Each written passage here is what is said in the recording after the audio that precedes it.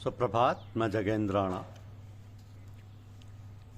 आनंद स्वरूप परमात्मा, यह हमारी आज की आध्यात्मिक चर्चा का विषय। आनंद स्वरूप परमात्मा, उन पार ब्रह्म परमात्मा को मनुष्य इन आंखों से नहीं देख सकता।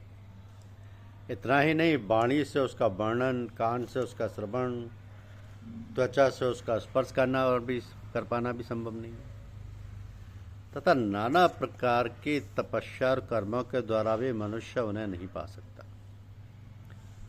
और निराकार परम विशुद्ध परमात्मा को तो मनुष्य सब भोगों से मुख मोड़कर, निष्प्रह होकर, विशुद्ध अंतःकरण के द्वारा निरंतर एकमात्र उन्हीं का ध्यान करते करते ज्ञान की निर्मलता से ही देख सकता है। अतः जो उन परमात्मा को पाना चाहे, उसे उचित है कि आंतरिक ध्यान के अभ्यास को निरंतर श्रद्धापूर्वक करता रहे। सतत ध्यानाभ्यास से निर्मल हुए अंतःकरण में आनंद स्वरूप परमात्मा स्वयं प्रकाशित हो जाएगी। यह और भी अच्छा है कि गुरु धारण किए हुए, तो गुरु धारण कर लेने के बाद साधकों को दो बातों से विशेषकर अलग रखा जाता है। किसी दूसरे सत्संग या गैर सत्संगियों की सहबत में जाना और पर स्त्रियों पर पुरुषों की संगति में जाना। तो सत्संग में शामिल होने पर जो चीज़ गुरु से मिलती है, उसकी रक्षा नितांत आवश्यक है। इसलिए शुरू में किसी दूसरे सत्संग में जाने या अन्य साधु महात्मा या गुरु के अतिरिक्त के दर्शन इत्यादि की आज्ञा नहीं देते। जब बरगद का पेड़ लगाया जाता है तो वो बहुत कोमल होता है, जानवर भी उसे नष्ट कर सकता है, गर्म सर्द हवा भी उसे मार सकती है, लेकिन रक्षा करने पर, उसमें पानी देने और देखभाल करते रहने पर वो बड़ा हो जाता है। उस वक्त ना उसमें पानी देने की ज़रूरत है, ना देखभाल की, और ना ही उसे कोई नुकसान पहुंचा सकता है। बड़ा होने पर वो औरों की रक्षा करता है, अपने पास आने वाले को आराम पहुंचाता है, सुख शांति देता है। यही हाल शुरू में सत्संगी का होता है। गुरु अपनी इच्छा शक्ति से उसके मन में परमात्मा की भक्ति और प्रेम का अंकुर पैदा कर देते हैं।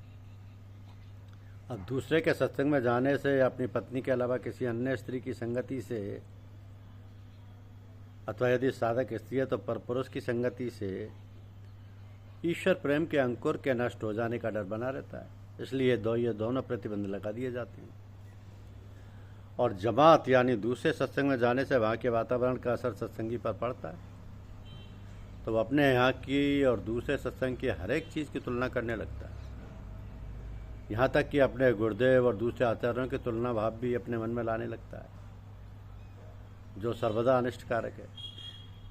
गुरु धारण करने के बाद उसे अधिकार नहीं रह जाता। इससे पहले वो चाहे कहीं घूमे फिरे, हर एक जमात के तौर तरीके देखे, हर एक आचार्य की एक दूसरे की तुलना करे, ये सब तरह से अपनी तसल्ली करे। इस काम में चाहे उसका एक जन्म तो क्या, और भी कई जन्म बीत जाए तो भी कोई हर्ज नहीं। परंतु जब एक जगह मन जम जाए, या जब किसी ऐसे समर्थ पुरुष पर वह अपना ईमान ले आए, तो उसे संसार में सबसे अच्छा लगे, जो उसे संसार में सबसे अच्छा लगे, और उसके लिए वह सब कुछ कुर्बान करने को तैयार हो जाए और उसे अपना गुरु धारण कर ले, तब उसकी दशा दूसरी हो जाती है। फिर उसके लिए पतिव्रता स्त्री का भाव लेकर रहना ही हितकर एवं आनंदप्रद है। कबीर साहब कहते हैं कि पतिव्रता को सुख घना, जाके पति हैं एक, मन मैली व्यभिचारिणी, ताके खसम अनेक। पतिव्रता पति को भजे और न आन सुहाय, सिंह बच्चा जो लंघना तो भी घास न खाए। नैना अंतर आव तू नैन झाँपी तहुले, ना मैं देखूं और को ना तो ही देखन दे। तो पतिव्रता के एक तू और न दूजा कोई, 8 पहर निरखत रहे सोई सुहागन होय। एक चित्त होय न पिए मिले, पतिव्रत ना आए, चंचल मन चहु दिस फिरे, पिए कैसे पाए। पतिव्रता पति को भजे, पति पे धर विश्वास, आन दिशा चितवे नहीं, सदा पीव की आस। कबीर रेख सिंदूर और काजर दिया न जाए, नैनन प्रीतम रम रहा, दूजा कहाँ समाए। 8 पहर 64 घड़ी, मेरे और न कोई, नैना माही तू बसे, नींद को ठौर न हो। एक दूसरा कारण ये भी है कि सभी सत्संग एक से नहीं होते और ना हर साधु महात्मा पर विश्वास ही किया जा सकता है, क्योंकि इस वेश में बहुत से कपटी लोग होते हैं। और एक कारण यह कि किसी गैर जमात में जाने पर कोई आदर की निगाह से नहीं देखता। इससे अपनी संगति और अपनी परंपरा के संतों की बेइज्जती होती है। इसलिए सत्संगी को किसी दूसरे सत्संग में नहीं जाना चाहिए जब तक कि गुरु खास तौर पर इसकी अनुमति न दे दे, क्योंकि वे ही इस बात को ठीक समझते हैं कि कहाँ जाना हितकर है और कहाँ है अहितकर। एक मुसलमान सज्जन परम संत जनाब मौलवी अब्दुल गनी खां साहब के शिष्य थे। ये बहुत ऊंचे अभ्यासी थे और इनकी आत्मिक दशा बहुत अच्छी थी। यहाँ तक कि परम संत महात्मा रामचंद्र जी महाराज ने अपने कई शिष्यों को उनके पास आध्यात्मिक शिक्षा के लिए भेज दिया।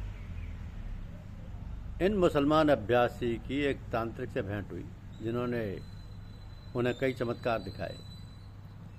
तो मौलवी साहब अति उच्च कोटि के महात्मा थे और चमत्कारों से बहुत दूर रहते थे।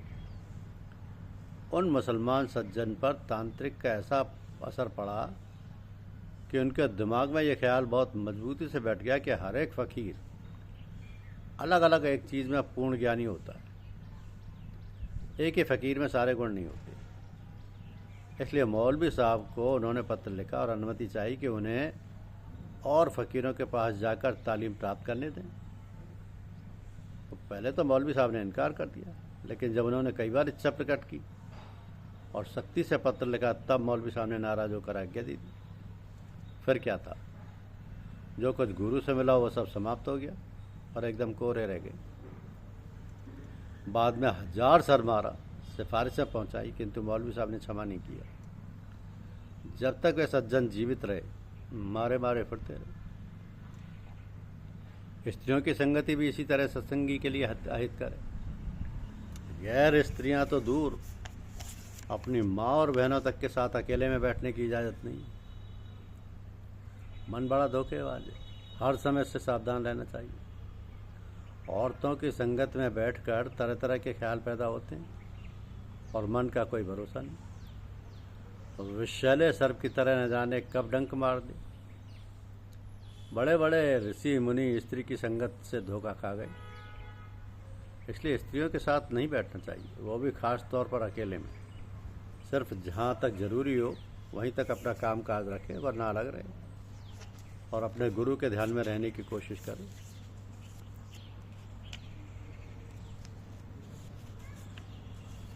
नदी में हाथी की लाश बही जा रही थी।